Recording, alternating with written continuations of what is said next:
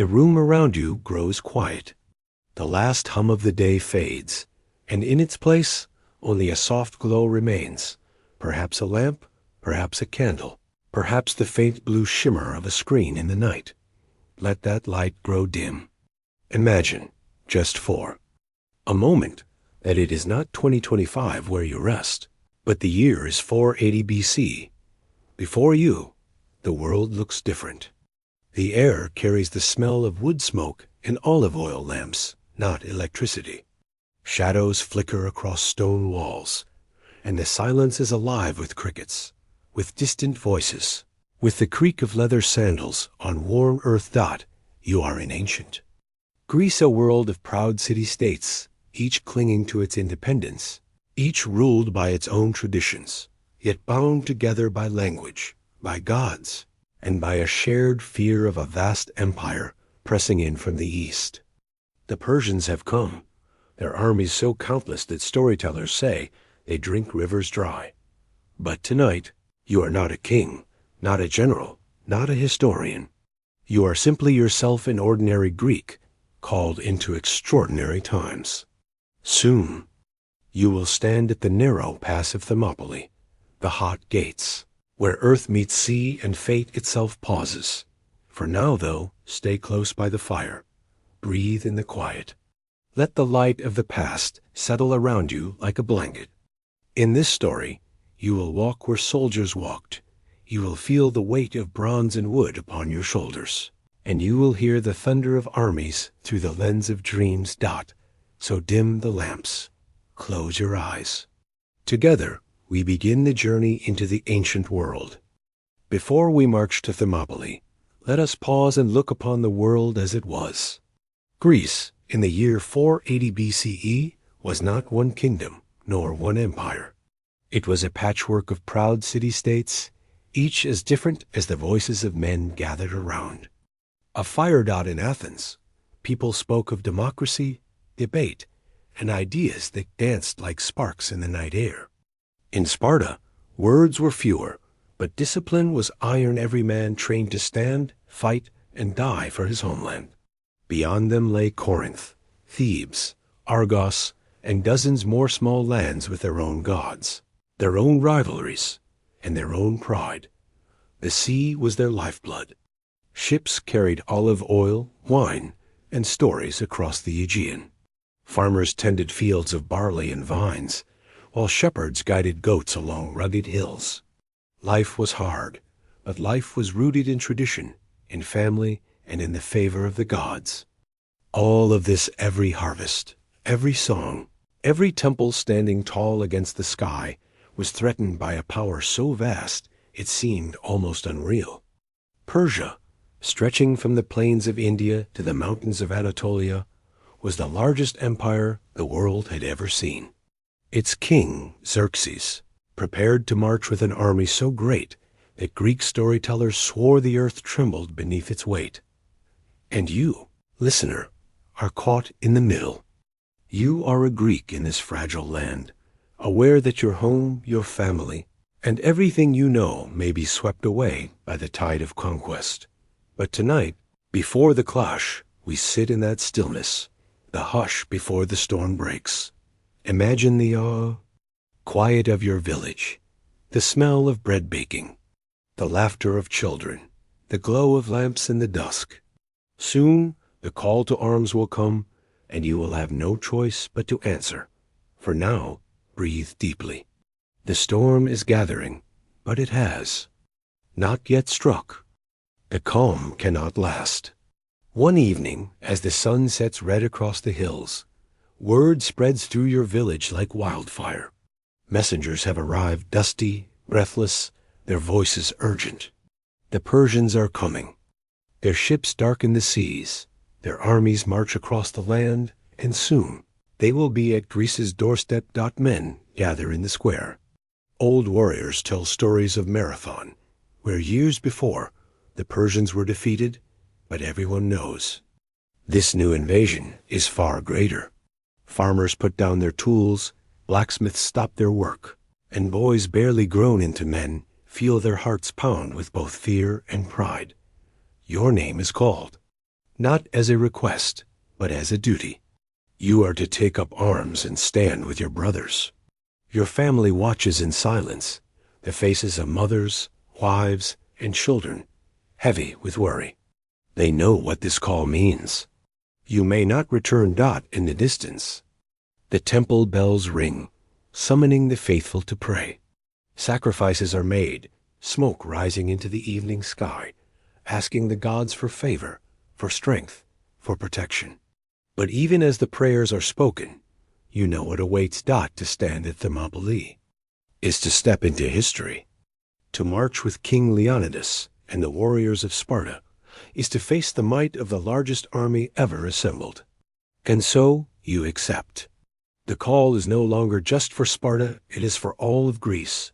You feel the weight of destiny pressing on your shoulders. Tomorrow, you will leave your home behind. Tonight, you hold your loved ones close, listening to the quiet of your village for perhaps the last time. The call has been given, and you have answered. The night feels longer than any you have ever known. The call to arms has already been spoken, but now, as the fire burns low and shadows stretch across the walls of your home, a deeper truth settles in. You must choose. This choice is not made with words alone. It is written in your breath, in the steady beating of your heart, in the way you look into the eyes of those you love. Do you step forward and take your place among the soldiers who will march to Thermopylae? Or do you remain tending fields, guarding hearth and kin? For many, there is no real choice at all. To be Greek, to be a son of this land, is to stand when the land calls. A man who does not rise in defense of his people will forever carry shame, whispered behind his back in the marketplace, sung in bitter songs around the fire. Better to die with honor, they say, than live with dishonor. Still, fear is natural. You imagine the weight of bronze armor upon your shoulders, the bite of leather straps, the long march across dust and stone. You picture endless ranks of Persians, their banners like waves upon the horizon. And in that vision, you wonder, will your name be remembered, or will you vanish among the countless fallen? But then you hear it, the voices of your brothers, steady and unshaken, calling out that they too will go. You feel their hands upon your shoulder, their presence beside you. In their courage, your fear softens, so you choose not just with duty, but with heart. You will stand, you will march. You will face whatever awaits at the hot gates, not because you are fearless, but because you are needed. The fate of Greece is no longer distant. It is now your fate, too.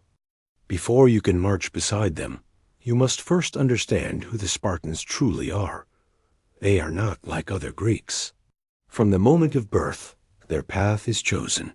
Strong children are raised, the weak are cast aside. A harsh beginning, but one meant to forge a people of iron. At the age of 7, Spartan boys are taken from their families and placed into the agoge, a brutal system of training. Imagine yourself there, a child, yet already expected to act as a soldier.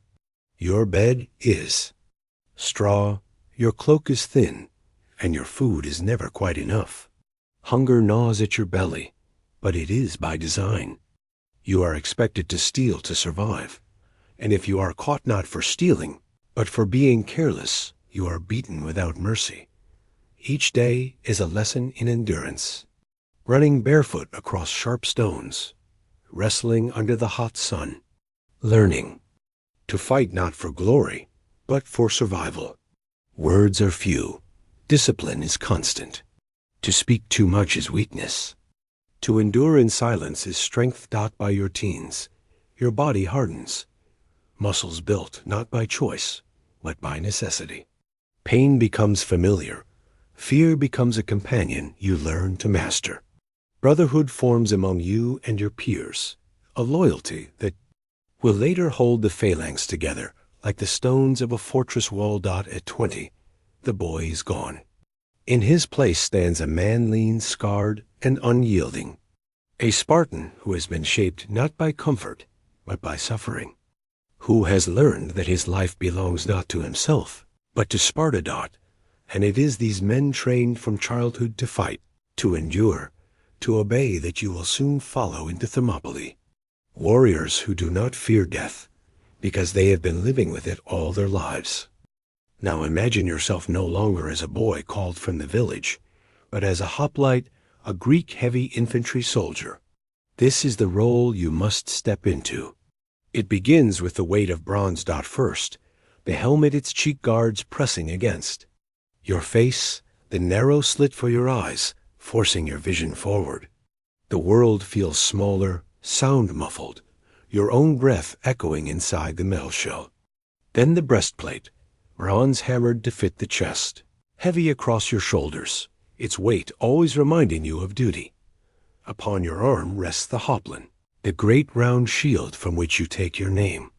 Nearly 3 feet across, made of wood and bronze, it is both burden and salvation.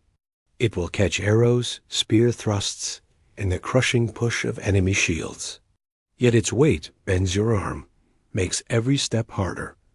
Your weapon is the dory, a spear almost 9 feet long, balanced, sharpened, made to thrust over the shoulder of the man before you. At your side, as backup, hangs the xiphos, a short sword for when the spear breaks or the line collapses. To walk in this armor is to feel every movement slow, every breath heavy. Yet you are not alone. Around you stand men armored just as you are, your neighbors, your friends, your brothers in arms. Shoulder to shoulder, shield to shield, you form the phalanx, a wall of bronze and wood, stronger together than any man alone. Life as a hoplite is not comfort. It is not freedom. It is endurance, discipline, and trust. When you march as one. When you fight as one. And when death comes, it will come not to a single man, but to a wall of men bound together by courage. This is who you are now. A soldier in the making, a link in the unbroken chain of the phalanx. And soon, this wall of men will be tested against an army unlike any the world has ever seen.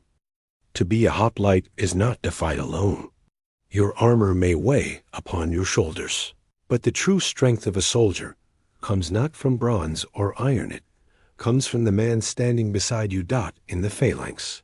You do not exist as one. You are part of a living wall, shield pressed against shield, spears jutting forward like the teeth of a great beast.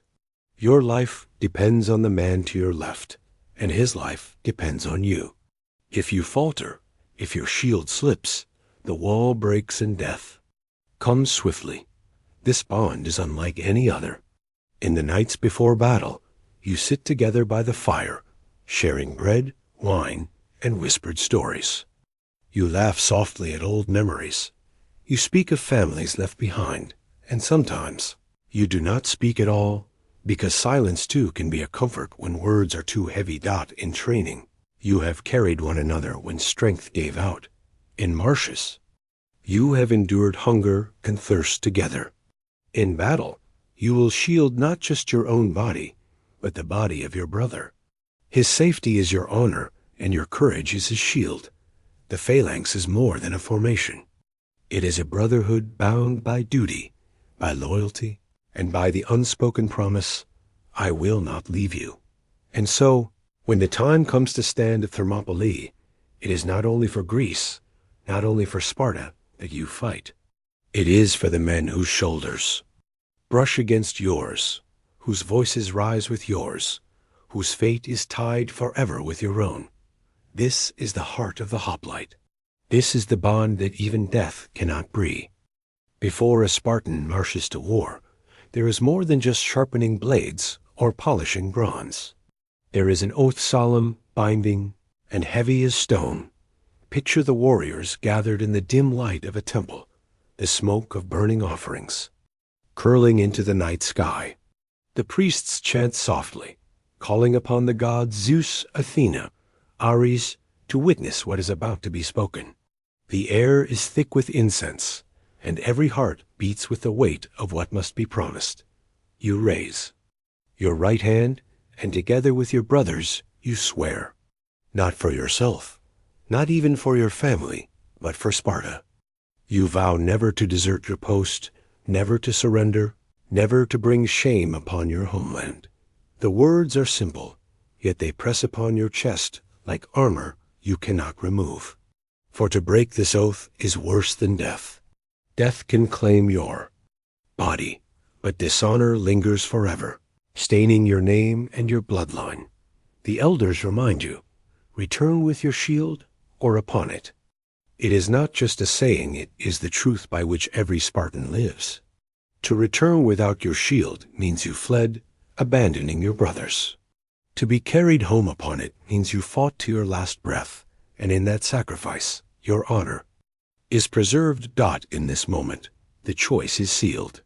You no longer belong to yourself. You belong to Sparta. Your body is a weapon, your will a wall, your life an offering.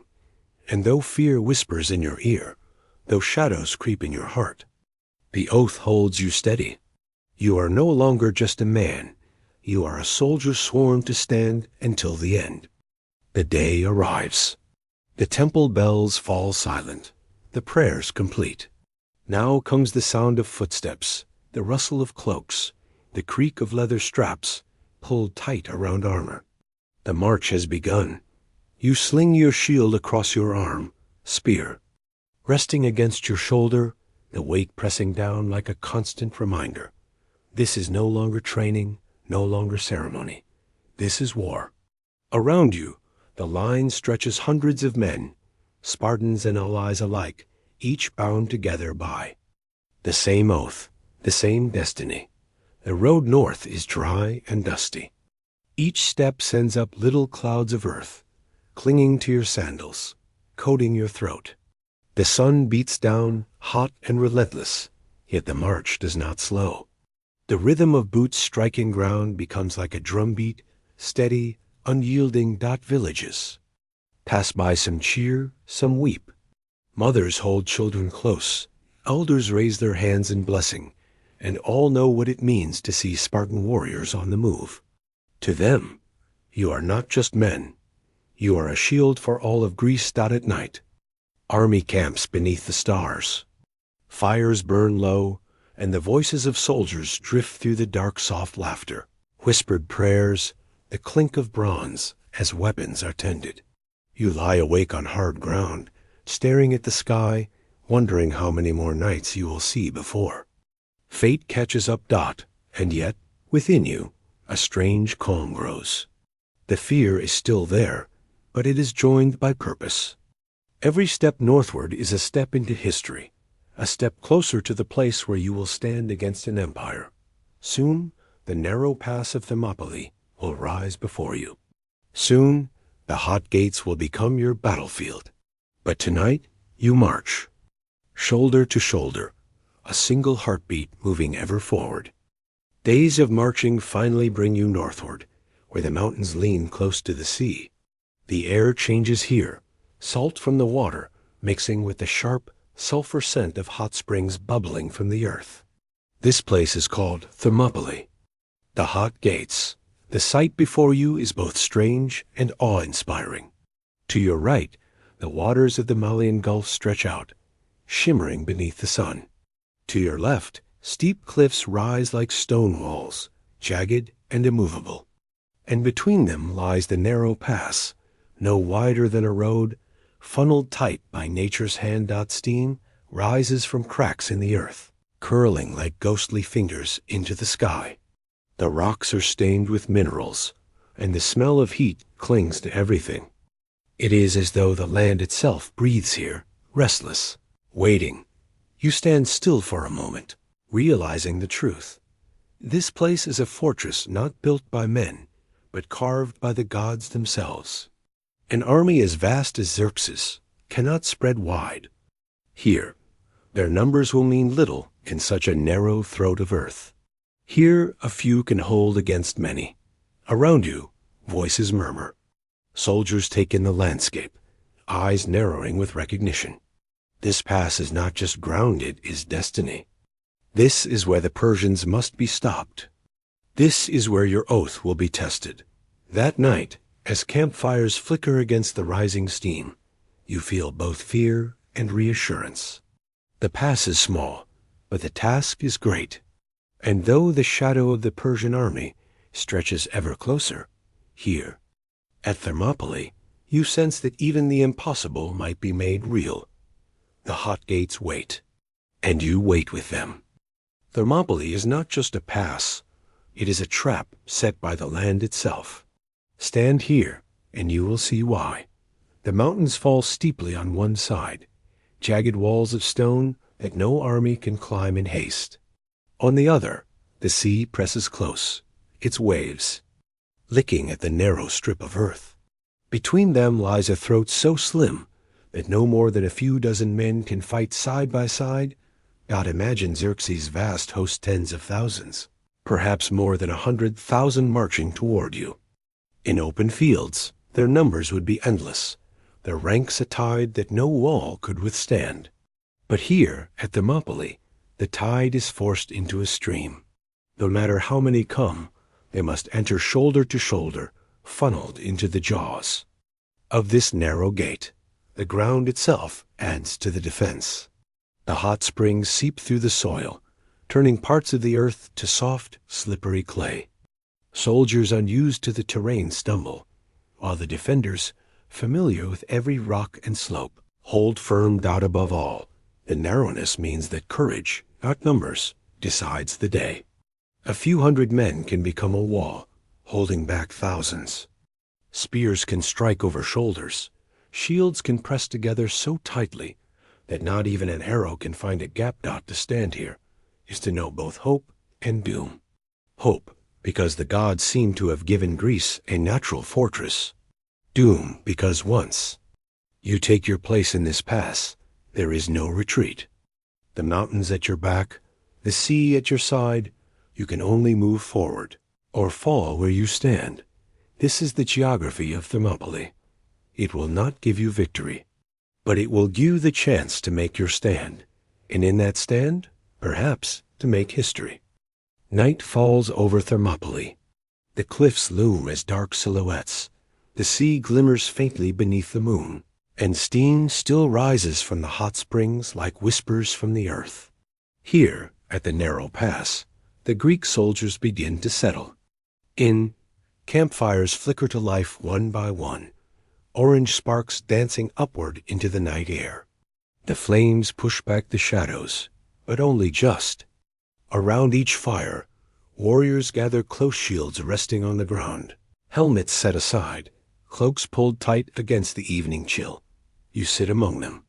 The smell of wood smoke and roasting bread drifts in the air, mingling with the sulfur of the springs. Someone strums a lyre softly, its notes fragile, yet comforting.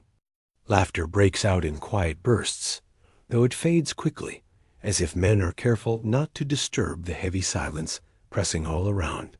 For every voice, there is also thought unspoken. You look at the men beside you and wonder which faces you will see again tomorrow, and which will vanish in the dust of battle. Some speak of their families, others of past glories, and a few sit wordless, staring into the fire as if trying to memorize its warmth for the last time. The flames crackle, the stars shimmer overhead, and in this stillness, you realize the truth. This may be the last peaceful night you will ever know. The Persians are out there, countless and waiting. But here, for now, you have the comfort of firelight, of comrades close, of silence before the storm. You close your eyes for a moment, listening to the breathing of those around you. It feels like being held in a fragile cocoon of warmth and brotherhood, suspended on the very edge of history.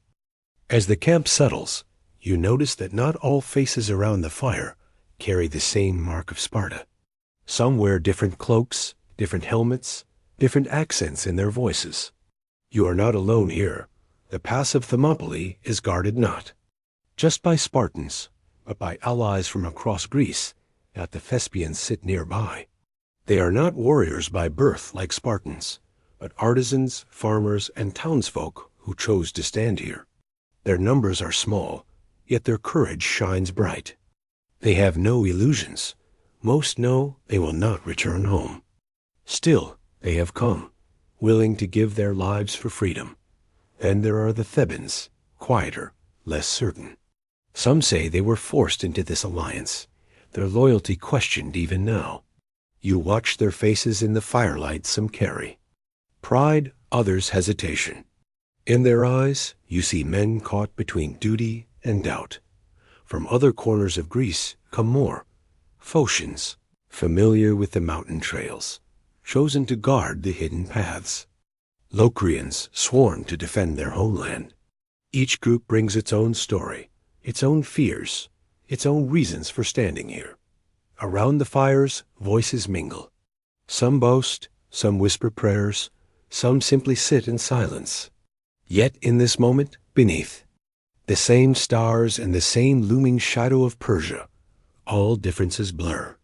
Sparta, Thespia, Thebes' names fade before the greater truth. All of Greece now holds its breath together. You sit among them, listening to laughter and song in accents not your own. And for a fleeting moment, you feel the fragile unity of men, who, though divided by city and custom, are bound by one thing, the knowledge that tomorrow they will stand side by side against the tide of an empire. The night at Thermopylae feels heavy, but by dawn, a new sound creeps into the stillness. At first, it is distant like the low hum of bees far away, or the murmur of wind across the hills. But slowly it grows. A rhythm, a pulse, the echo of countless feet striking the earth in unison. You lift your gaze toward the horizon. Faint at first, but unmistakable, smoke rises in long, dark trails, twisting upward into the sky. The smell of burning wood drifts on the breeze villages scorched, fields trampled. And then you see them dot far across the plain. The earth itself seems to move. The Persian army is coming. Their banners ripple like waves in the wind, colored silks catching the sunlight, each bearing symbols strange to Greek eyes. Their ranks stretch farther than you can measure columns upon columns, shields gleaming, spears like a forest of iron. Horses snort and paw the ground, their riders clad in armor unlike any you have seen. Chariots rattle, wheels kicking dust into the air. The sound grows louder, a rolling thunder that shakes the chest more than the ears. It is not just an army, it is a tide, relentless, endless, swallowing the horizon itself. Around the campfires, silence falls. Men who laughed the night before now sit frozen, their faces pale in the growing light. The stories you have heard of the Persians suddenly feel small compared to the sight before you. This is no rumor, no exaggeration. This is the storm itself, moving closer with every heartbeat. And yet, even as fear tightens your chest, another truth flickers in your mind.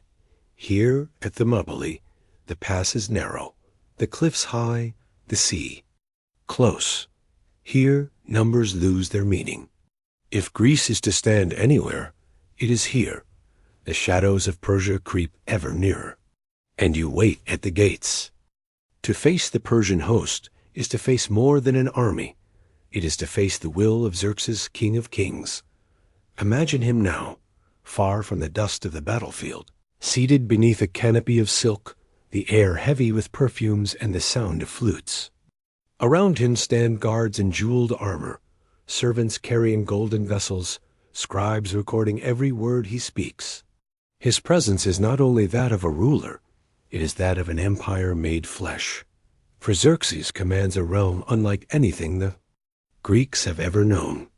His empire stretches farther than the eye can dream, from the mountains of India, where elephants roam, to the deserts of Egypt, where the Nile winds through endless sand, from the plains of Mesopotamia, where rivers cradle ancient cities, to the rugged lands of Anatolia, pressing close to Greece itself. Each corner of this empire has poured men, horses, and ships into his army. Persians, Medes, Babylonians, Egyptians, Phoenicians, nations countless, banners endless. Together, they march not merely as soldiers, but as the weight of the world pressing upon a small land called Greece. Xerxes himself believes it his destiny. He is heir to Darius, who once sought to humble Athens and failed at Marathon. Now, Xerxes carries both vengeance and ambition. In his mind, Greece is not a land of free cities. It is a stubborn thorn in the side of empire, a land meant to bow before him as all others have. And so, as you sit at Thermopylae, staring into the growing shadow of his armies, you know you are not only facing soldiers, you are defying the vastest empire the world has yet seen, and the man who believes himself chosen to rule it. The King of Kings advances. And you, a soldier at the hot gates, are one of the few who dare to stand in his path. Among the countless thousands in Xerxes' host, there is one band of warriors whispered about with awe and fear, the Immortals. They are the Emperor's chosen guard, 10,000 strong, their number never falling. If one is slain, another immediately steps forward, so that their ranks seem eternal, their strength unbroken. To the Greeks, they appear less like men, and more like shadows that cannot die. Picture them now as they advance. Their armor is finer than that of common soldiers. Scale coats glimmering in the sun, soft silks beneath iron, faces partly hidden behind woven veils. Each carries a long spear, a bow, and a short sword at the hip. Their shields, light but polished, catch the fire of the rising dawn. They move with precision, not as a mob, but as a river of steel, silent except for the rhythm of their march. There is no laughter, no boast, no careless word, only discipline, and a quiet menace. Their reputation alone crushes hearts before their weapons ever strike. To Xerxes, they are more than soldiers. They are a symbol. The Immortals embody the eternity of empire, always replenished, always enduring, always present at the king's side. Wherever he goes, they are the wall that shields him, the blade that strikes for him. As you sit at Thermopylae, hearing rumors of their presence, a chill runs through you. It is one thing to face ordinary men.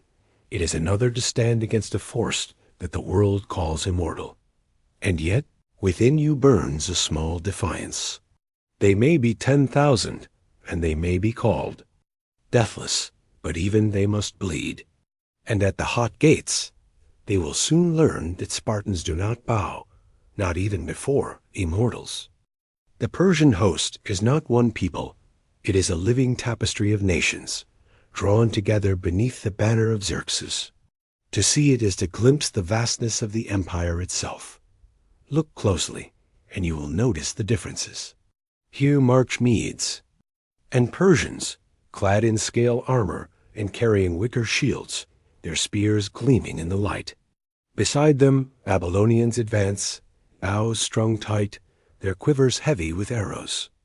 Behind them come the Egyptians, bronze helmets shining, shields painted with sacred symbols of their gods. There are men from the east as well, Indians, leading war elephants whose tusks are tipped with iron, their riders perched high, draped in colorful cloths.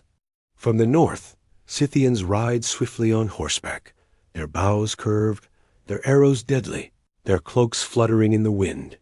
Each nation brings its own language, its own customs, its own gods. Yet here, on this march, all are bound by one command, the will of Xerxes. Their banners rise like a forest of colors, the sound of drums and horns echoing across the valleys, announcing to the world that Persia has come. From the cliffs of Thermopylae, you and your brothers watch as this sea of humanity stretches beyond sight. The sheer number overwhelms the mind. It feels endless, a tide that no wall could stop. And yet, even as awe threatens to crush your spirit, they thought flickers like a spark in the dark. So many nations, so many tongues, so many men, but not all united in heart. They fight because they are commanded. You fight because you choose. And sometimes The choice of a few can stand stronger than the will of thousands. The army of nations march on, their shadow falling over Greece. And you wait, shield in hand, for the moment they reach the gates, while you and your brothers stand. Watch at the hot gates. Another struggle unfolds not far away, upon the restless waters of the Isean Sea. For war is not fought only on land.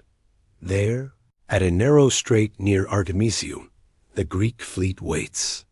Dozens upon dozens of triremes slender, swift ships with 3 banks of oars rock gently on the waves.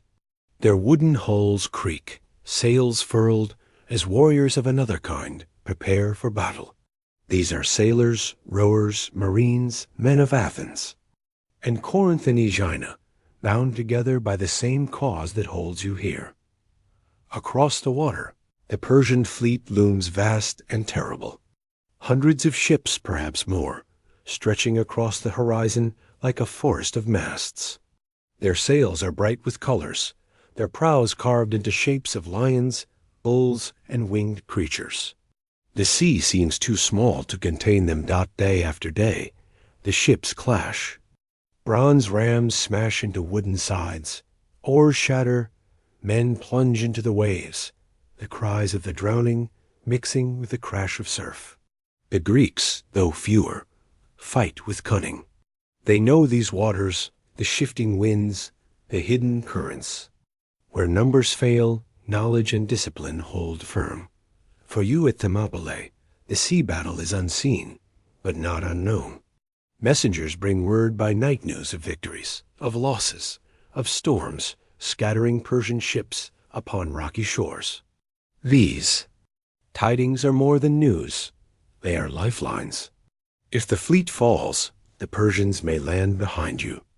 If it holds, then your stand at Thermopylae still has meaning. So as you sit by the fire, staring into the smoke, you think not only of the cliffs and the narrow pass before you, but also of the black waves where Greek and Persian ships lock in. Deadly struggle, land and sea, 2 battles, 1 war. And Greece hangs in the balance of both. The sun begins to sink, painting the sky with fire. From the cliffs above the pass, you look out across the plain, and then you see it at first. Only faint wisps of smoke rise into the air, thin trails against the evening glow. But as your eyes adjust, the sight spreads wider and wider still, until the truth grips your chest. The land below is covered in camps without end. Tents of every size and color stretch across the fields, row upon row, like a city sprung from the earth overnight. Campfires burn in countless clusters, their smoke weaving together into a single gray veil that blurs the horizon. The glow of torches flickers like stars fall into the ground, spreading farther than the eye can follow. You hear it too, the low roar of life within that camp, the neighing of horses, the clatter of weapons, the distant cries of merchants and cooks feeding the host. A sea of voices rises and falls, a murmur so constant it feels like the earth itself is speaking. The sheer size overwhelms you.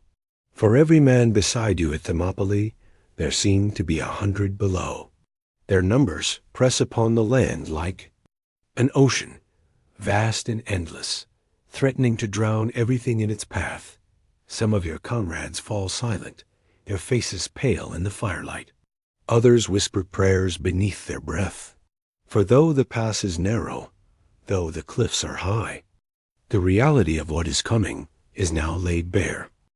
And yet, as the night deepens, a strange thought steadies your heart. Yes, their camp stretches beyond sight. Yes, their fires burn like 1,000 suns. But all of them, every last man, must pass through this narrow throat of land. And here, at the hot gates, you are waiting. The endless camps shimmer below.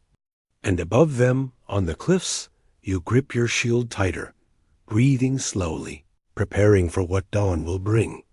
Before swords clash and shields ring, there must first be silence filled with prayer. For in Greece, no battle begins Without the blessing of the gods. At dawn, the soldiers gather. A small altar is built from stones carried up from the shore, its surface blackened by fire. The priests stand ready, robes flowing in the morning breeze, their faces solemn beneath the pale light. Sheep and goats are brought forward, their bleating breaking the still air. You watch as the sacrifices are made. The animals fall swiftly, their blood spilling across the stones, and the smoke of burning fat rises into the sky. The priests lift their hands, chanting the ancient hymns, calling on Zeus the thunderer, Athena of wisdom, Ares the god of war. Every soldier bows his head, lips moving with prayers whispered too softly to hear. All eyes turn upward. The sky itself becomes a page upon which omens may be read. A hawk circles high above the cliffs. Some murmur that it is a good sign, a symbol of divine guardianship. Others notice the faint glow of lightning far on the horizon, and their hearts tremble, wondering if the storm is wrath or warning. The priests examine the entrails of the offering, their brows furrowed as they search for meaning. At last, they nod slowly. The signs are favorable. The gods have not turned away. The men breathe easier, their fear eased by this fragile assurance. And yet, you feel a chill in your chest. Omens may comfort, omens may inspire, but in the end, bronze and blood will decide what happens in the pass. Still, to march without the gods beside, you would be unthinkable. And so you cling to the signs, to the rising smoke, to the whisper, that perhaps fate will remember the brave. The omens are read. The gods have been called. Now only the waiting remains. Among the soldiers gathered at Thermopylae, one figure stands apart, not by the shine of his armor, nor by the height of his stance, but by the quiet strength that flows from him. Leonidas, king of Sparta. He does not shout. He does not need to. His voice, when it comes, is low and steady, carrying more weight than the thunder of drums. In his presence, men straighten their backs, not from fear, but from respect. Leonidas walks among his warriors without guard or ceremony. He pauses by the fires, sharing bread with the humblest soldier. He asks no man to carry a burden he will not bear himself. His cloak is simple, his armor scarred, his manner without pride. Yet in his eyes lies something unshakable, a calm born not of ignorance, but of acceptance. He knows what awaits. He knows the odds, the countless army that marches against them. And yet there is no tremor in his voice, no doubt in his step. To his men, this is the greatest comfort of all, that their king is not afraid to die beside them. When a young soldier trembles, Leonidas lays a hand upon his shoulder, steady as stone. When whispers of fear ripple through the ranks, Leonidas speaks softly, reminding them that courage is not the absence of fear, but the choice to stand in spite of it. In him, the men see more than a leader. They see a father, a brother, a comrade who will not abandon them. He is the stillness at the center of the storm, the anchor that holds firm when all else shakes. And so, as the fires burn low and the night deepens, you take comfort. For though the Persian tide is vast and terrible, here at Thermopylae stands Leonidas, calm as the mountains themselves. And with him you are not alone. The night at Thermopylae grows still. Beyond the cliffs, the sea breathes softly against the rocks. And far below, the glow of countless Persian fires smolders like a second horizon. Yet here, within the narrow pass, only small torches flicker, their flames casting long shadows on armor and stone. Around these fragile lights, men gather in quiet circles. Some speak softly, their words carried on the night air like whispers. Others listen in silence, staring at the fire as though searching for answers in its restless glow. You hear fragments of conversation, one soldier recalling the laughter of his children, another describing the vineyards he left behind, their grapes ripening in the sun. A younger man, voice trembling, admits his fear of what tomorrow will bring. An older comrade places a hand on his shoulder, steady and reassuring. Fear is no shame. To stand in spite of it, that is honor. There are moments of laughter too, though faint and fleeting. Stories of past battles, of foolish mistakes, of friends long gone, but never forgotten. These tales do not banish the fear, but they soften it, weaving a fragile net of brotherhood across the darkness dot and the hush between words. You hear other sounds, the sharpening of spears, the creak of leather straps, the slow, steady breath of men preparing themselves not only for battle, but for sacrifice. Every torch becomes more than light. It becomes a gathering place for courage, shared one voice, one memory, one vow at a time. As you listen, you realize that these conversations are more than passing words. They are the last threads binding each man to the life he once knew, the warmth of home, the comfort of kin, the sweetness of living. And in the morning, when shields are raised and spears lowered, those memories will march beside him into the storm. The torches burn low, their glow soft upon weary faces. And one by one, the voices fade, leaving only the quiet crackle of fire and the endless silence of the mountains. The fires burn low, their glow no longer bright, but steady, casting a soft red upon bronze and stone. Around the camp, a new sound rises, sharp and steady, the rasp of metal against stone. You look and see men bent over their weapons, pulling whetstones along the length of spearheads, across the edges of short swords. Each stroke is slow, deliberate, almost ritual. The night air fills with the rhythm of scraping, sparks leaping like fireflies before fading into the dark. There is no laughter now, no idle chatter. Only concentration, only silence broken by steel's whisper. It feels as if every man knows the truth. These weapons may taste their last battle soon, and they must be made ready. You take your own spear in hand. The wood is worn from countless drills, the bronze point dulled from travel. As the stone slides across its edge, you feel the roughness smooth, the tip grow keener. The sound becomes hypnotic, steadying your heartbeat, focusing your mind. In that rhythm, fear transforms into resolve. Nearby, a young soldier pauses, staring at the spark dancing from his blade.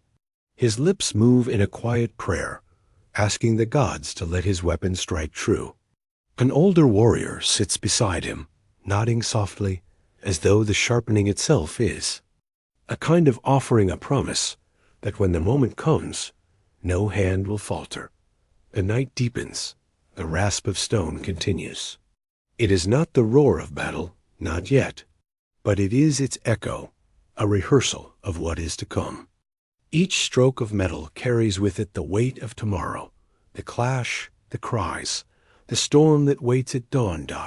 When at last you set your spear down, its edge gleaming faintly in the firelight, you know it is ready. And so are you, before thee. Clash of spears, before the first cry of battle, there comes the voice of diplomacy, sharp as any blade, heavy as any shield. From the endless Persian camp, riders approach. Their horses gleam with fine trappings, their cloaks bright with silk. They carry no drawn swords, but the air around them feels just as dangerous. For they are messengers of Xerxes, the king of kings. The army gathers as they speak. Their voices are smooth, practiced, carrying the weight of an empire that stretches across the world. They offer terms. Lay down your weapons. Bow to the great king, and he will spare you. He will make you rulers of your own lands, so long as you serve him. The words hang in the air, tempting some, angering others. The promise of life is a powerful thing when death stands so close. The silence that follows feels endless, every soldier waiting for the answer that will decide their fate. Then Leonidas steps forward. His face is calm, his eyes steady, his voice low yet sharp enough to cut through the silence. He does not argue. He does not bargain. He simply answers with words that echo like iron striking stone. Come and take them. The messengers stare, stunned. Perhaps they expected hesitation, fear, or negotiation. Instead, they are given defiance pure, unshakable, cold as bronze. When they ride back to their camp, the men around you feel a spark ignite within their hearts. Yes, the Persians are countless. Yes, the tide is overwhelming. But here, at Thermopylae, no one will bend the knee that the offer of mercy has been refused. The choice is made, and the storm of war moves closer. The morning breaks at Thermopylae. Mist curls above the sea, clinging to the cliffs, softening the edges of rock and water. For a moment, the world seems still until the sound begins. First, a drum, deep and distant. Then another. Then the echo of countless feet striking the earth in rhythm. The Persian host stirs, its camps alive with movement. Standards rise, horns blare, and the first ranks begin their march toward the pass. You grip your shield tighter. Around you, the phalanx locks into place bronze shields overlapping, spears angled forward like a forest of thorns. The line is silent, save for the sound of steady breathing beneath helmets. Each man knows that in moments, the storm will break upon them. And then, it comes. The Persians surge forward, wave after wave, their shouts echoing through the narrow throat of the pass. Arrows fly first, darkening the sky, rattling against bronze. Shields like hail on a roof. You crouch low, feeling the weight of the blows, the sting of splinters as shafts snap against your HOPLON dot, then the clash. Spears thrust forward, striking the first attackers. The narrow ground works against them. Their numbers press too tightly. Their men stumble and fall over one another. The phalanx holds firm, each soldier braced against the other, each shield, protecting the man beside him. Cries rise, steel meets flesh, and the dust fills with the sound of agony. The Persians push again, harder, their commanders shouting, their whips cracking, but the wall of Greece does not break. You feel the shock of impact with every shove of shield, every thrust of spear, every desperate lunge of the enemy. And through it all, Leonidas' calm voice drifts along the line. Hold, push. The hours stretch, the waves continue, but still the pass remains unbroken. The first day of battle has begun, and already the impossible has happened. Greatest army in the world has been stopped at the gates. The Persians strike again and again, yet still the line does not break. For before them rises something stronger than bronze, stronger even than stone. It is the phalanx, the wall of shields. You feel it through your arm, the weight of the hoplon pressed against your shoulder, its curve locked tight against the shield of the man beside you. To your right, to your left, the circle of bronze overlaps, leaving no space for weakness. Together, the shields form a barrier as seamless as a fortress wall. Behind it, you are not one man, you are part of many. When your spear thrusts, it thrusts not alone, but as one of dozens, striking over shoulders in a deadly rhythm. When the Persians push, your shield pushes back, steadied not only by your own strength, but by the strength of every brother braced beside you. The enemy hurls themselves forward, their cries echoing off the cliffs. Arrows rain down, swords crash against shields, but the line endures. Each impact shakes you to the bone, yet the wall holds unyielding. The more the Persians press, the more their numbers betray them, crushing their own ranks against the narrow pass dot in the dust and noise. A strange calm fills you. Here in the phalanx, you are not alone. You do not bear the weight of fear by yourself. Every man is part of the wall, and the wall does not fall. Time loses meaning. There is only the rhythm of breath, the crash of bronze, the steady push forward. And when at last the Persians pull back, broken and bloodied, the wall of shields still stands scarred, but unbroken, gleaming in the sunlight like a promise carved into the earth itself. The hot gates remain closed. The Persians retreat for a moment. Their fallen gathered, their lines reset. But silence does not last. A new sound rises, softer at first, like the hiss of wind through reeds. And it grows, sharper, heavier. You look up, the sky itself darkens. Thousands upon thousands of arrows lift into the air, their black shapes blotting out the sun. They rise like a storm cloud, cresting high above the cliffs, and fall as one. A deadly rain descending upon the pass. The command is shouted, "Shields!" You crouch low, pulling your hoplon above your head. Around you, a forest of bronze curves. Rises, overlapping until the phalanx becomes a shell. The world grows dim beneath that canopy, the hiss of arrows turning into a roar. They strike. The thuds rattle through the shield, dozens, hundreds, hammering against the wood, bronze, and leather. Some splinter on impact, others pierce just deep enough to shudder dangerously close to flesh. The air is filled with the hiss of shafts, the clatter of broken tips, the cries of men caught in the open.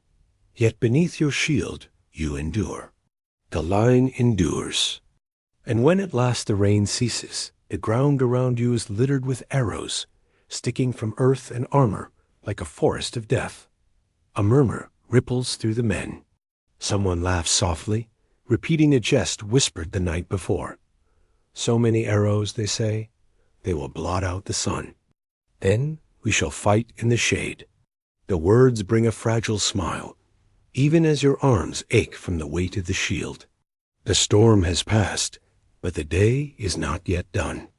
The Persians will come again and again, until either the wall of shields breaks or the tide of empire does. The arrows fade, but only for a heartbeat. Then the Persians charge once more, their cries shaking the pass like thunder rolling through stone. You brace your shield. The impact comes like a crashing wave, bodies slamming against bronze, spears thrusting, swords hacking. The air fills with dust kicked up by countless feet, turning sunlight into a hazy glow. Around you, the world is sound. A ring of steel, striking steel. The crack of wood as spears snap. The guttural shouts of men straining, grunting, pushing with every ounce of strength. And beneath it all, the cries, the piercing screams of the wounded, the dying, echoing against the cliffs. You smell blood, sharp and metallic, mixing with sweat, leather, and dust. Your own arms ache from the endless rhythm. Thrust, block, shove, breathe.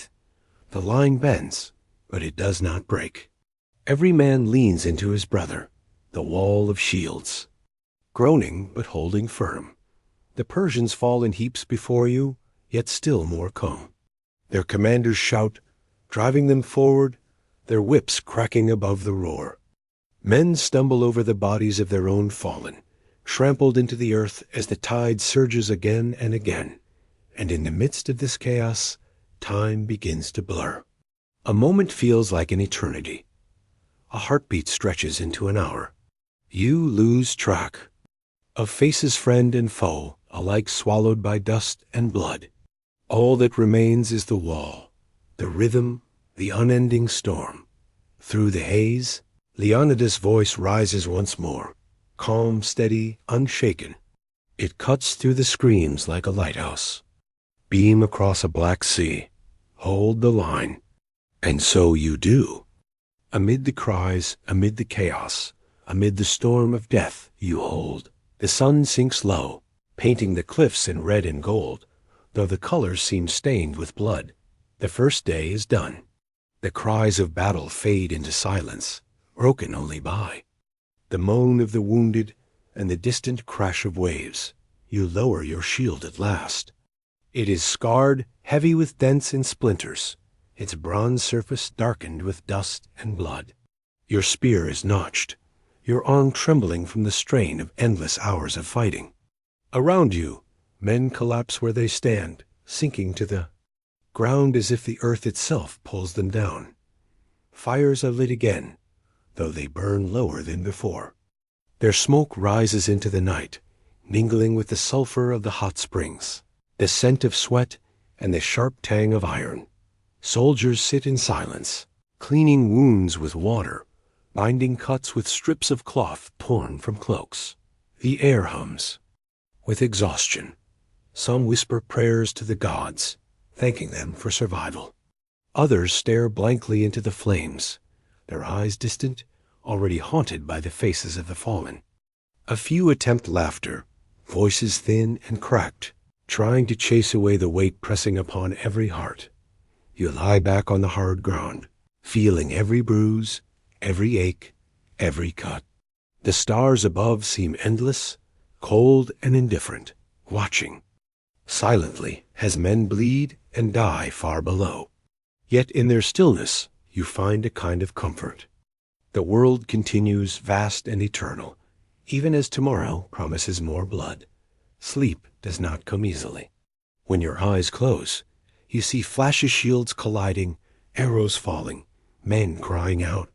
But at last, weariness pulls you under, and the camp drifts into a restless slumber. The first clash is over. The past still holds, but the Persians will return with the dawn. The dawn breaks gray and cold. Mist clings to the cliffs, and for a fleeting moment, the world feels hushed, as if the gods themselves are holding their breath. But silence never lasts at Thermopylae. From beyond the pass, the Persian horns blare again. The earth trembles with the pounding of feet, louder than before, heavier, angrier. Yesterday they tested you. Today they come with fury. You rise, bruises aching, cuts burning beneath your armor. The weight of your shield feels doubled. Your arms stiff, yet you step back into the line. Around you, your brothers do the same. No man speaks. Words are no longer needed. The first wave strikes hard Persians driven forward with greater force, their commanders shouting, their whips snapping. They come faster, pushing against the phalanx with sheer desperation.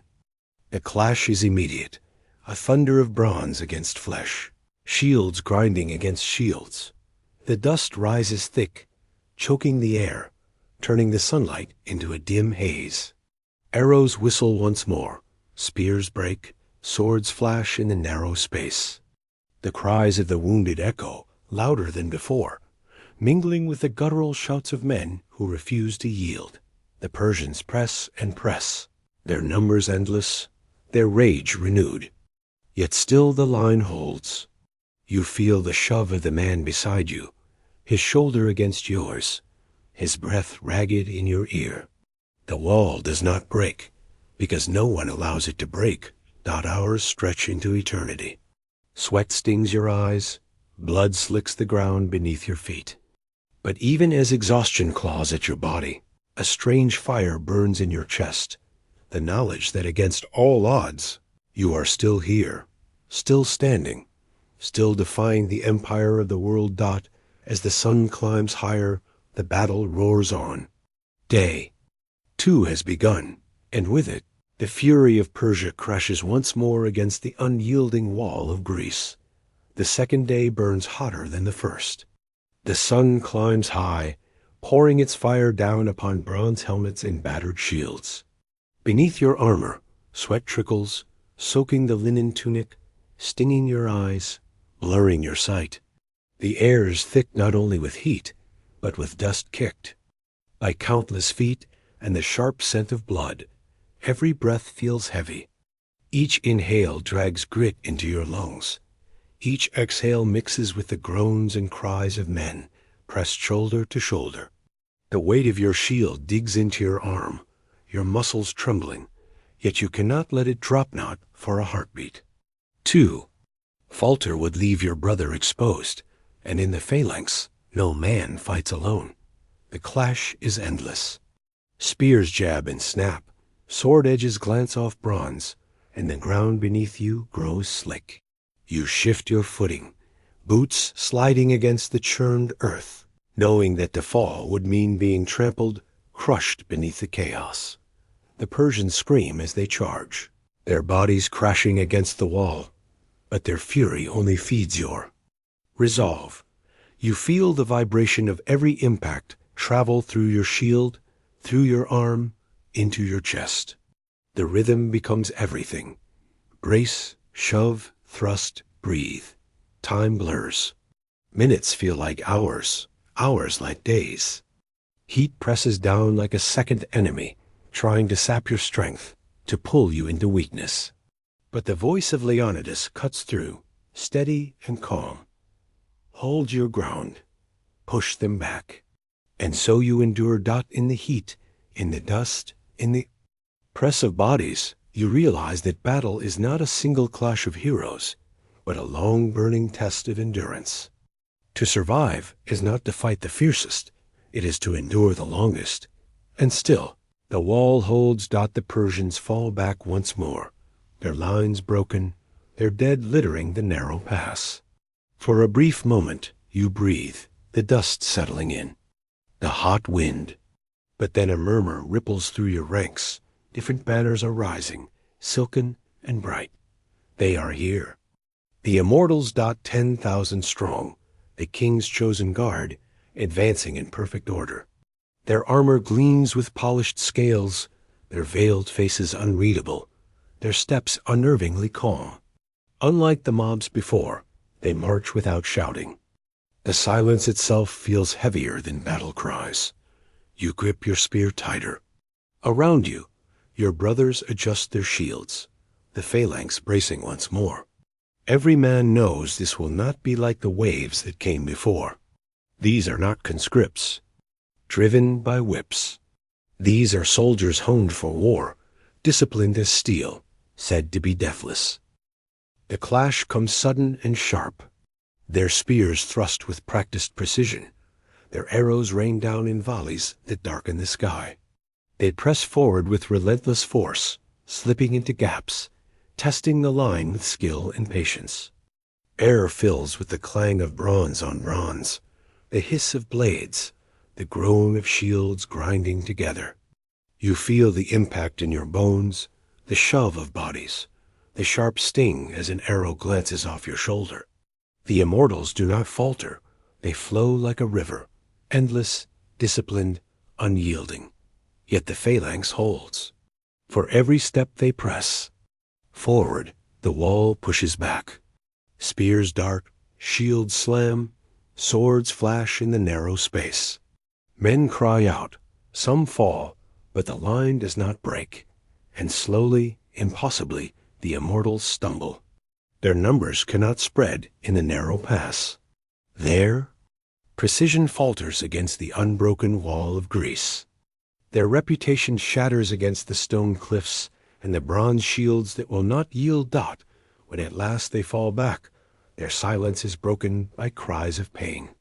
And among your brothers, a murmur passes like a spark in the dark. Even the immortals can bleed. The dust of battle lingers heavy in the air. Around you lie the broken weapons and scattered bodies of men who only hours ago seemed invincible. The immortals have been driven back, their name dimmed, their strength shaken. For a moment, pride flickers in your chest. Against the mightiest warriors of Persia, you stood. You endured their precision, their endless thrusts, their disciplined march, and still the phalanx held. Men whisper to one another with weary smiles, their voices carrying both relief and disbelief. We turned them back. Even the immortals could not break us. Yet the victory is fragile. Look beyond the pass, and the horizon is still dark with countless banners, countless fires. For every enemy who falls, 10 more seem to rise. The Persian host is a tide without end, and your triumph feels like holding back a single wave while the ocean waits just beyond. Your arms ache, your shield is battered, your spear tip dulled. Around you, brothers sit on blood-stained earth, catching.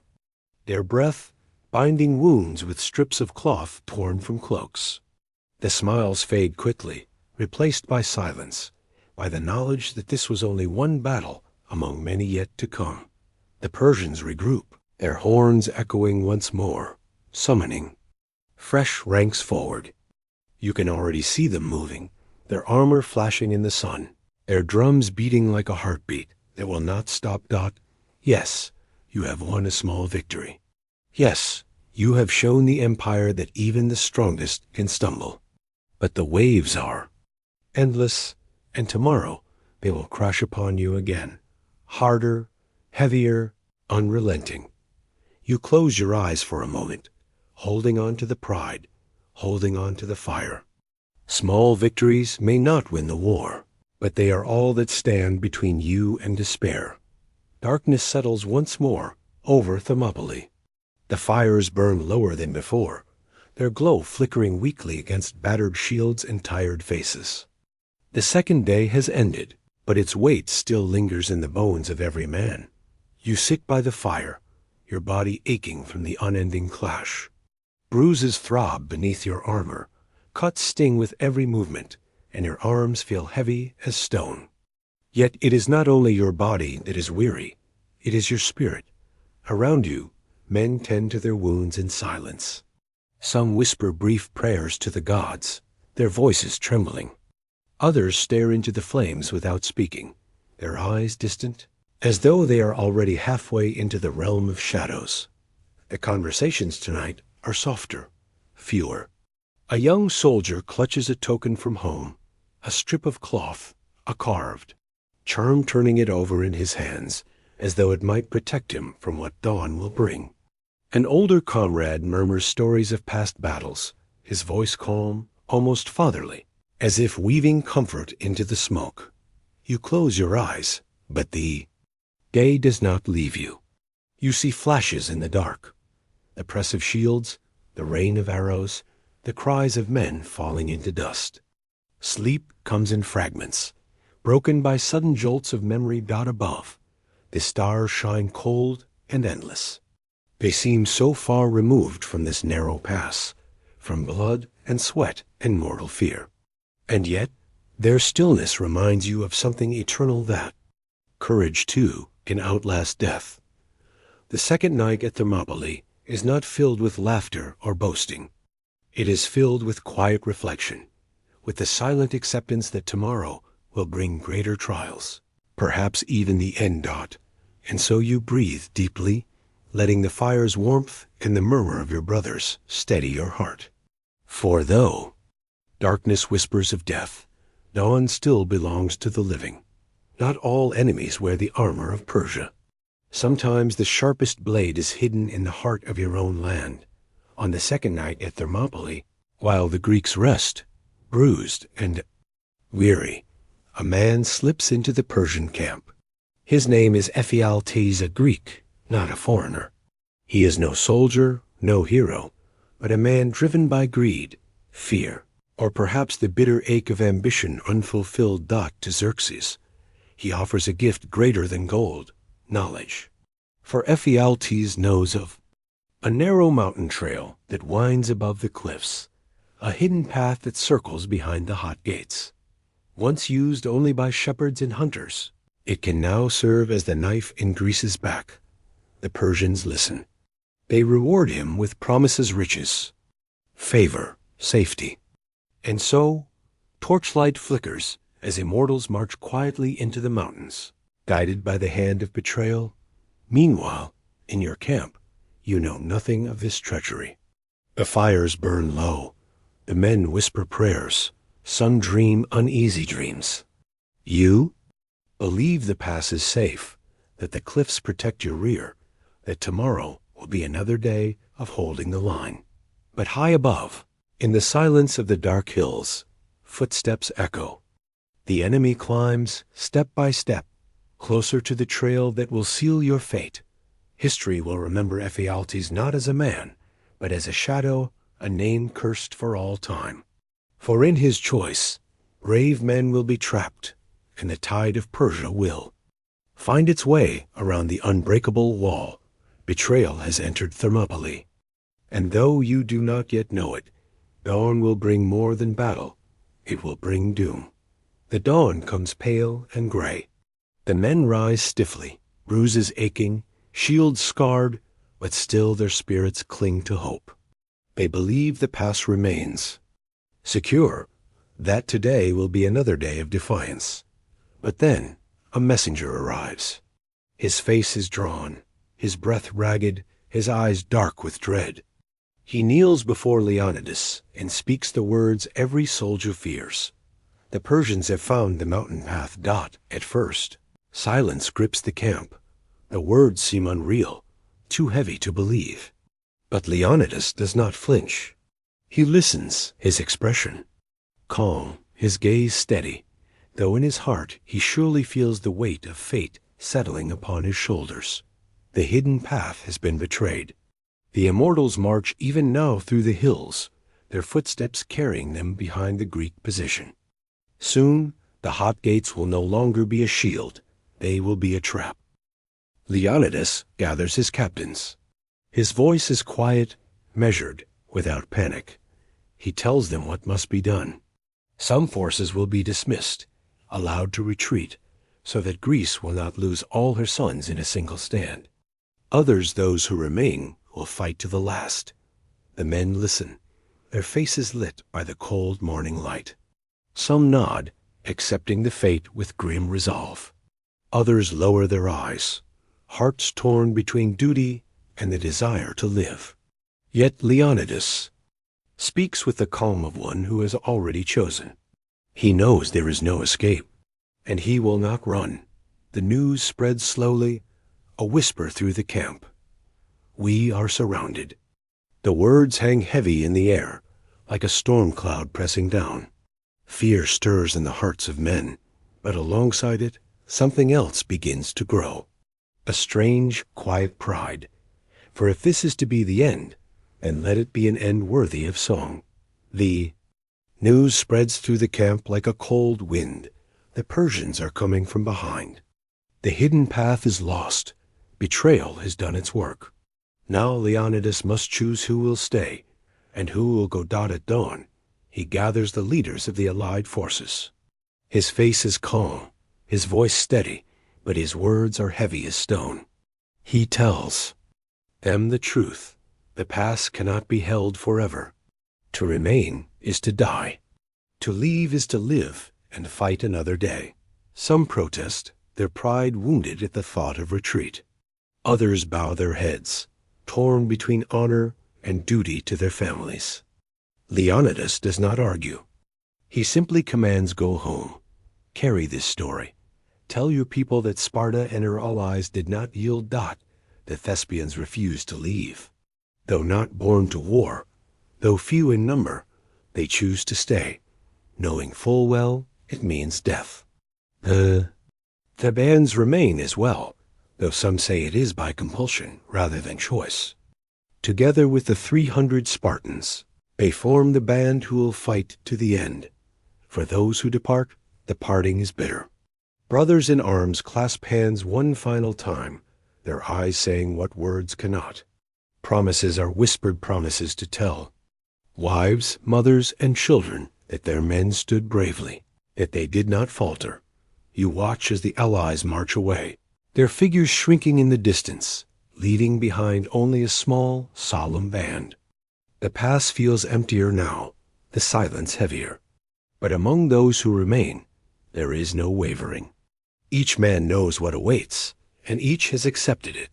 The dismissal is not cowardice. It is strategy. It is sacrifice. And it is the beginning of an end that will echo through history. The camp grows quiet after the allies depart. The sound of marching feet fades into the distance, leaving only the crackle of small fires and the sigh of the sea. Now only a few remain Spartans, Thespians, and Thebans men who have chosen not life, but legacy. You look into the faces of those around you. Some are calm, their expressions like stone, unshaken by what tomorrow will bring. Others stare into the flames, their eyes distant, yet resolved. Not one man turns away. Not one man asks for escape. Leonidas does not command this choice, he shares it. His words are simple. We stay. We fight. We die here, not for Sparta alone, but for all of Greece. His voice carries not force, but conviction, and in it you hear the echo of something eternal. For to stay is not only to resist Persia, it is to carve your name into history, to make of your death a story that will live long after your bones are dust. To retreat is survival. To remain is immortality. And so you choose. Not with hesitation, but with a strange call. You think of your home, of faces you will never see again, of the fields and skies you will never walk beneath. And though sorrow bites at your heart, pride rises higher. For you will fall as a soldier, as a brother, as part of a stand that will never be forgotten. In the silence of the night, you grip your shield a little tighter, feeling the cool bronze beneath your hand. Tomorrow, it may be shattered. Tomorrow, you may fall upon it. But tonight, it is your vow. You have chosen to stay. And in that choice, you have already become more than mortal. The night is darker than any before. The fires burn low, their glow faint against the towering cliffs. Around you, silence settles not the silence of rest, but the silence of men who know their dawn will be their last. Some sit together in small groups, sharing bread, cheese, and watered wine. The food is plain, yet it feels sacred, as though each bite carries the weight of a final offering. A few laugh softly, voices cracked with exhaustion, trying to keep the shadow of death at bay. Others say nothing at all, simply watching the flames, as if memorizing their warmth before the cold of morning. Prayers drift upward into the night. Soldiers bow their heads, whispering to Zeus, to Ares, to Athena. Some pray for victory, others for courage, most simply for their loved ones far away. The smoke curls into the star-filled sky, carrying their words into the silence of eternity. Leonidas moves among his men, speaking little, but his presence alone is enough. He lays a hand on a shoulder, meets a man's eyes with quiet strength. There are no grand speeches now, no fiery promises, only the calm of a leader who will die with his soldiers. You lie back on the hard earth, staring at the stars. They shine cold and eternal, uncaring of the blood that will soon soak the ground. Yet their distance soothes you, reminding you that though your life may end, something greater endures. The camp breathes slowly, as though the earth itself has paused. The night feels endless, yet fleeting. And in that stillness, you realize the truth. There is no need to fear what cannot be avoided.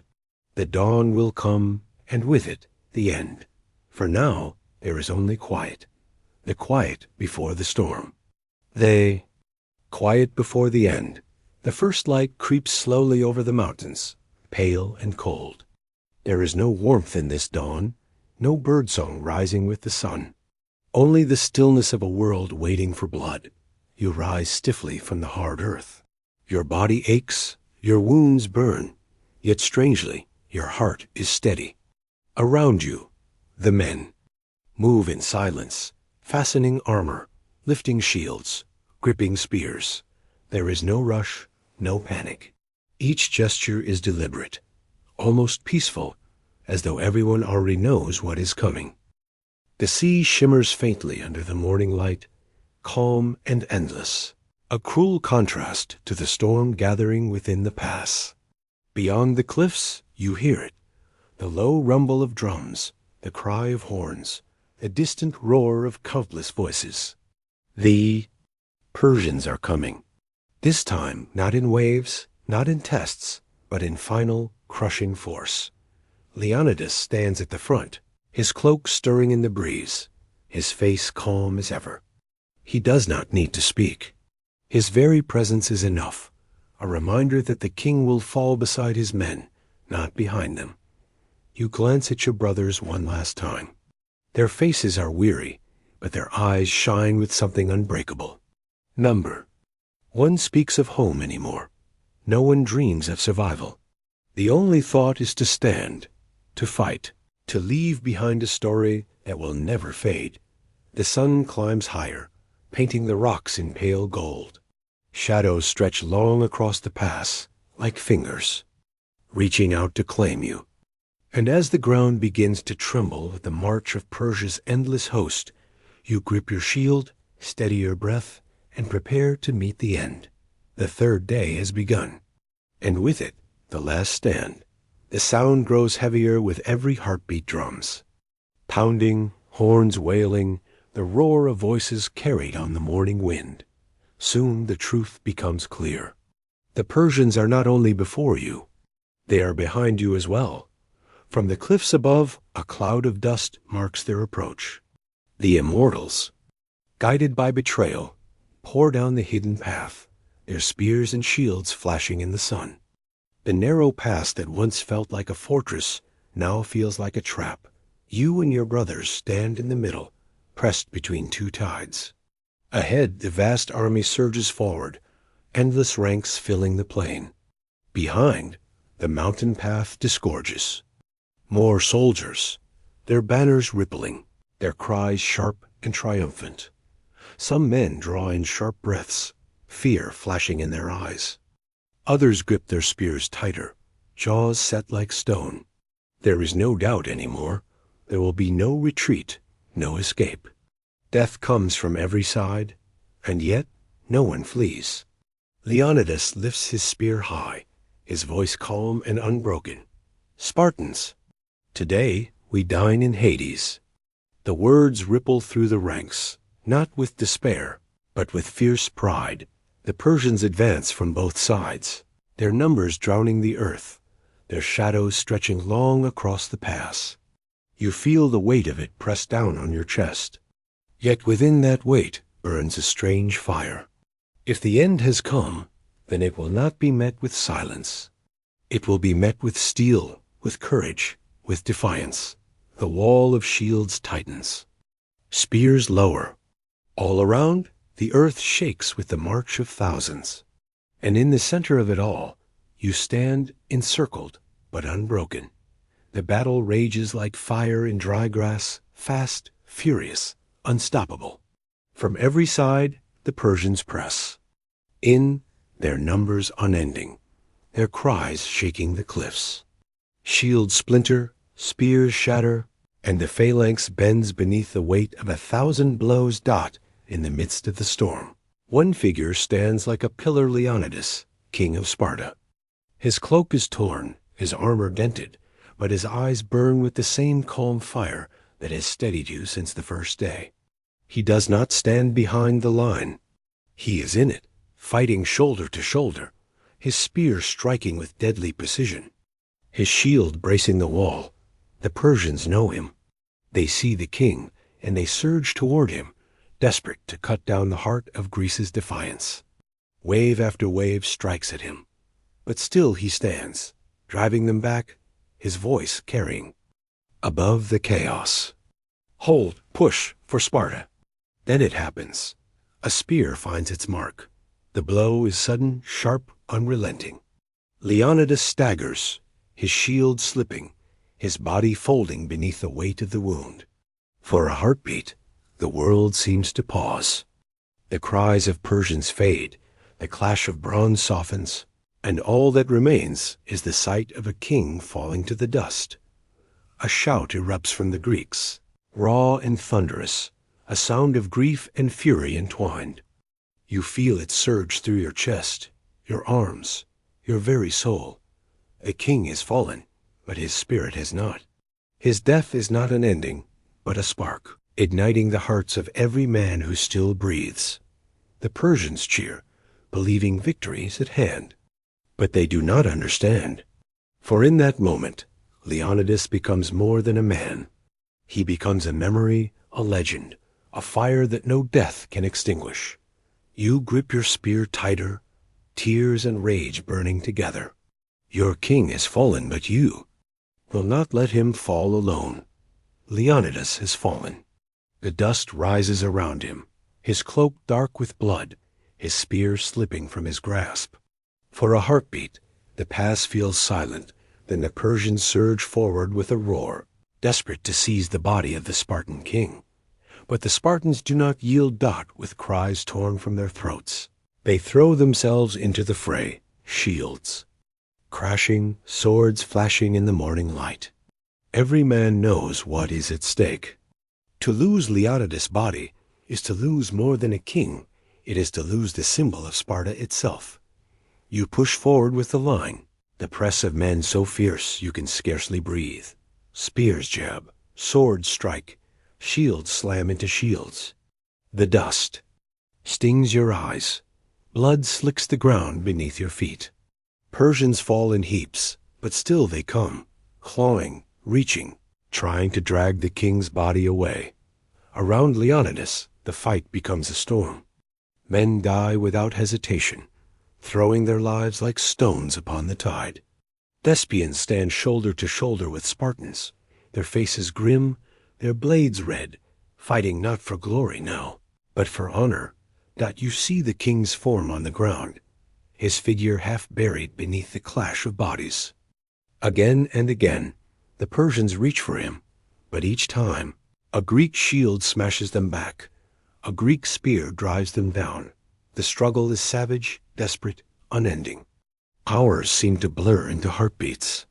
And at last, battered and bloodied, the Spartans succeed.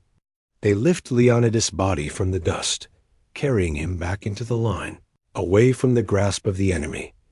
The men around you are exhausted, their numbers thinning, yet their voices rise in a cry that shakes the pass. Though the king is dead, his honor has been saved. His body will not be paraded in triumph by Persia. It will rest among his brothers. And so, with blood on your hands and tears in your eyes, you fight on not only for Greece, not only for freedom, but for the man who gave you courage in the face of death.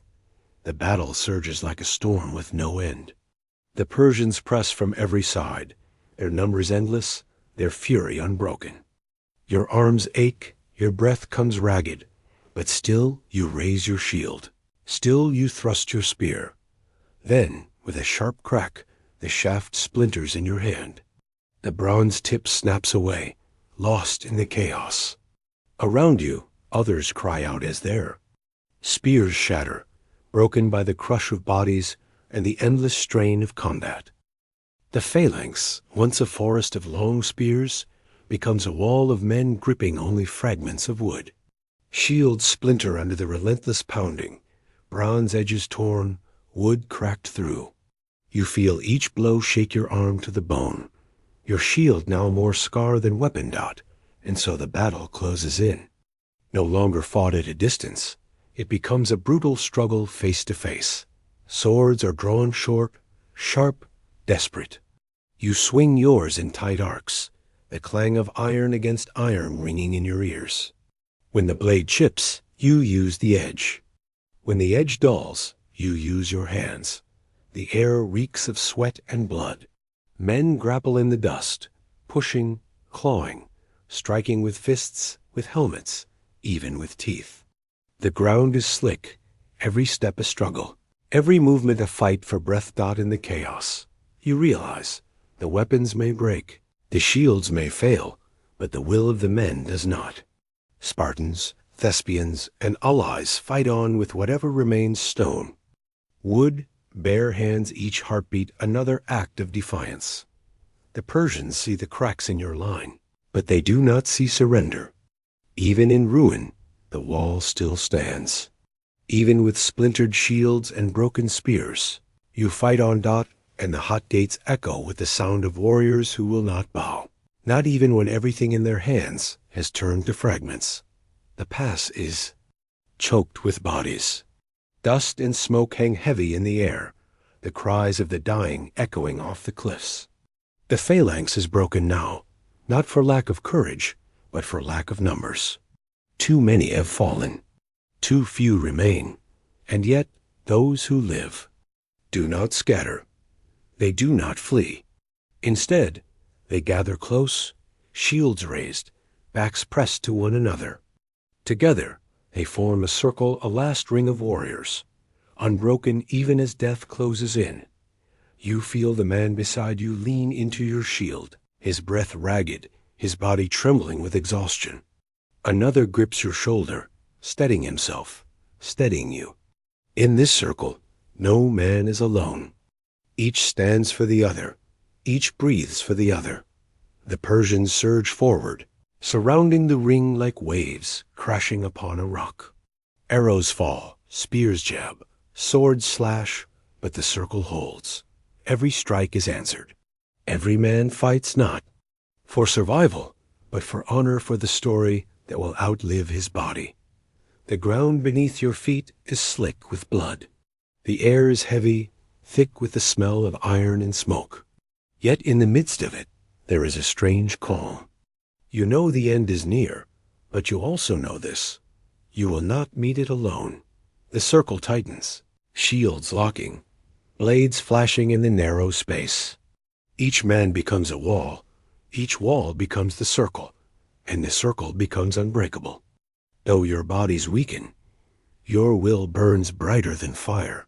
The Persians roar, believing the end is at hand. But still the last ring stands, a defiance carved into the heart of Thermopylae. And as long as one man draws breath within it, Greece has not yet fallen. The circle grows smaller. One by one, shields fall, spears slip from weary hands, and voices once fierce fade into silence. The dust of Thermopylae is thick with blood, the air heavy with the last cries of men who refuse to yield. The Persians press in from every side, countless as the waves of the sea.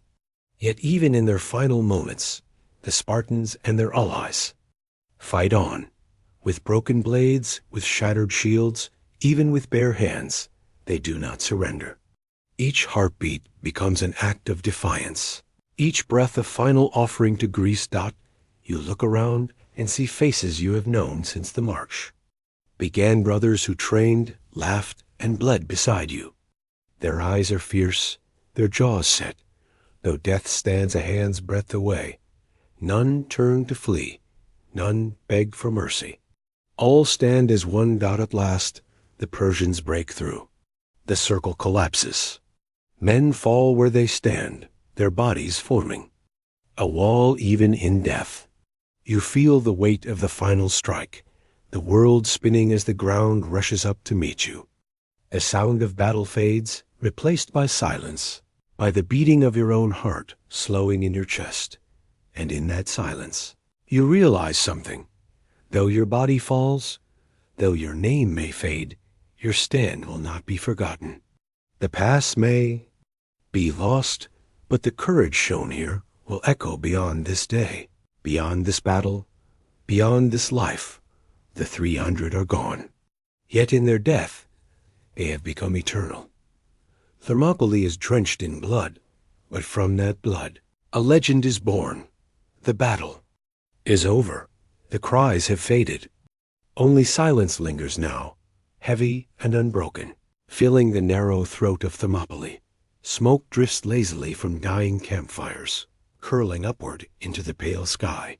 The ground is blackened, soaked with blood, scattered with broken spears, shattered shields, and the still bodies of the fallen. The cliffs that once echoed with the clash of bronze now stand mute, their stone faces bearing silent witness to all that has passed. You walk through the aftermath in your mind. Everywhere lies the memory of struggle, the imprint of sandals. In the dust, arrows jutting from the earth like dead stalks of wheat, cloaks torn and stiff with blood.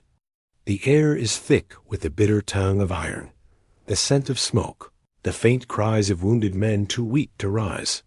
And yet, amid the devastation, there is a strange sense of calm. The Persians may hold the field, but the pass itself seems changed, haunted, sacred, marked forever by the courage of those who stood. Every rock, every scorched blade of grass whispers their defiance. The hot gates are no longer just a place.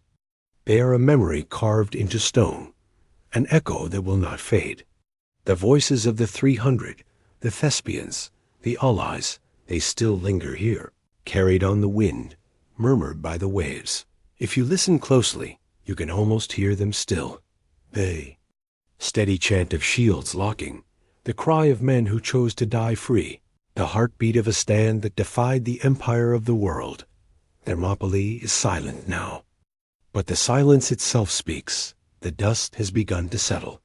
The cries of the wounded fade into the sea's endless hush. And then from the heart of the Persian host, a figure approaches the king of kings himself, Xerxes. He comes not on foot, but seated high upon a gilded throne carried by servants. Silks ripple around him, jewels glimmer in the morning light. His guards, those immortals, who yet remain, form a glittering wall at his side. All the power of the empire moves with him. Yet even in his grandeur, the air feels tense. The throne is set upon the edge of the battlefield. Xerxes gazes down at the pass, at the bodies strewn across the narrow ground, Spartans, Thespians, Persians alike, heaped together in death. His face is unreadable, caught between fury and awe. These were not kings, not lords of vast lands. These were but a few hundred men, standing against the weight of the world. And yet, for 3 days, they held him here, delaying an empire, defying his will. Some say his anger boiled, that he cursed the dead and demanded their bodies be desecrated, as if punishment could erase their defiance. Others whisper that even Xerxes, in his pride, could not help but respect the ferocity of their stand. For in their stillness, the fallen seemed less like men and more like statues carved into eternity. The Persians move among the bodies, stripping armor, gathering weapons, but the king's gaze lingers.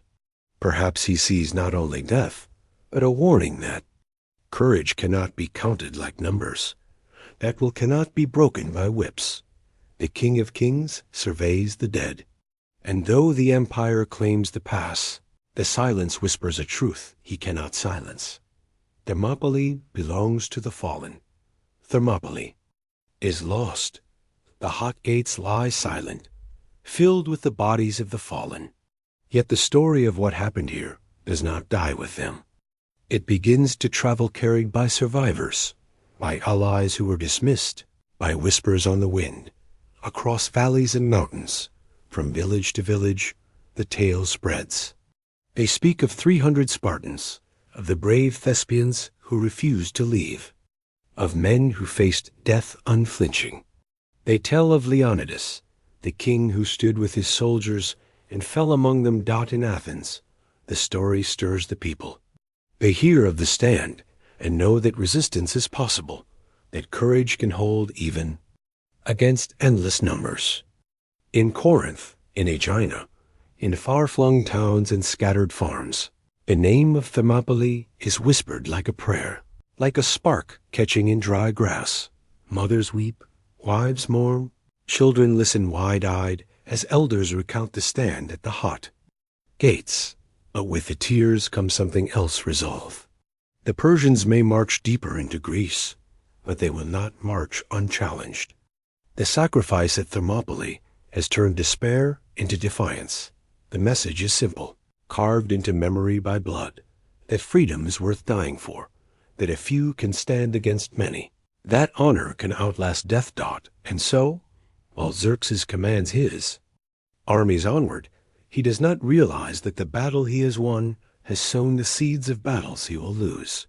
For the fire of Thermopylae now burns in every Greek heart. The pass is silent, but its story marches across Greece, a message stronger than any army.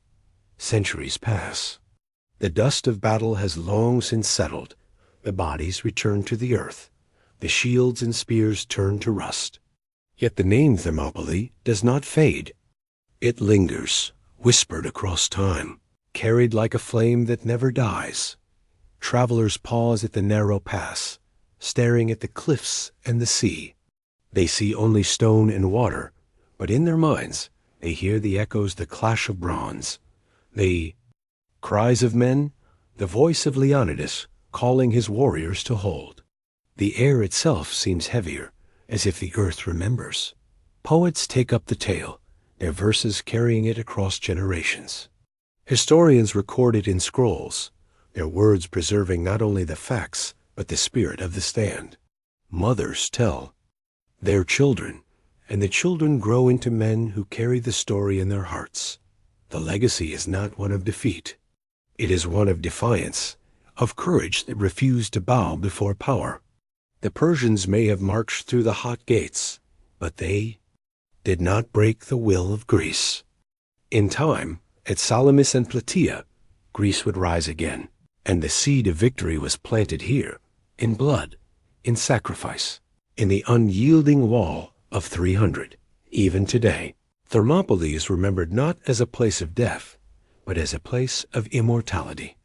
The words carved into stone for the fallen remain as true now as they were then.